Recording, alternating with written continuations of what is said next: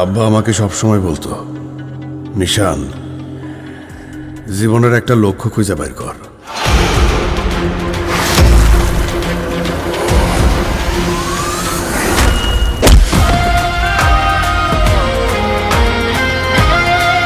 কেমন আছেন সবাই? সবাইকে পবিত্র মাহে রমজানের শুভেচ্ছা। আশা করি সবাই এই রমজান মাসে নিজ নিজ জায়গা থেকে ইবাদত করবেন এবং সবগুলো রোজা রাখবেন। আজকে কথা বলবো নতুন আরেকটি সিনেমা দাগিকে নিয়ে। প্রতি বছর ঈদ আসলেই একটি করে ধামাকা সিনেমা নিয়ে হাজির হয় পরিচালকেরা দর্শকদের মাঝে। গত 11ই মার্চ দাগি সিনেমাটির টিজার মুক্তি পায়। বিগত বছরগুলোতে একের পর এক হিট সিনেমা দিয়েই যাচ্ছেন পরিচালকেরা। তেমনি এই বছর শিহাব শাহীন তার নতুন সিনেমা দাগি নিয়ে দর্শক ও শ্রোতাদের মাঝে একজন নতুন আফরান নিশোকে দেখাবেন। এখন কথা বলা যাক টিজারটি নিয়ে। টিজারের শুরুতে দেখতে পাই আফরান নিশো চমকপ্রদ নতুন রূপে। আফরান নিশো গত বছর সুড়ঙ্গ নিয়ে যেভাবে দর্শক শ্রোতাদের মাঝে আলোড়ন সৃষ্টি করেছেন তা এক অনন্য মাত্রা। ঠিক তেমনি এবছর আফরান নিশো দাগি সিনেমাটিতে নতুন লুকে নতুন রূপে ফিরে এসেছেন। আফরান নিশো ছোট পর্দার নাটকগুলোতে যেভাবে একের পর এক হিট সিনেমা দিয়ে গেছেন, তেমনি এইবার সিনেমাটিতে তার পারফরমেন্স অন্য মাত্রায় নিয়ে যাচ্ছে।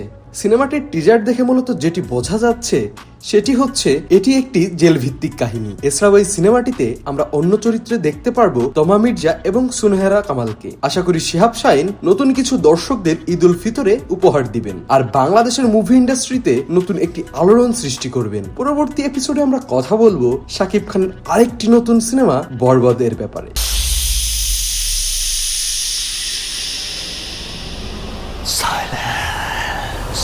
আমাদের ভিডিওটি যদি আপনাদের ভালো লেগে থাকে তাহলে অবশ্যই আমাদের পেজটিকে ফলো করবেন এবং আমাদের ইউটিউব চ্যানেলটিকে সাবস্ক্রাইব করতে একদমই ভুলবেন না।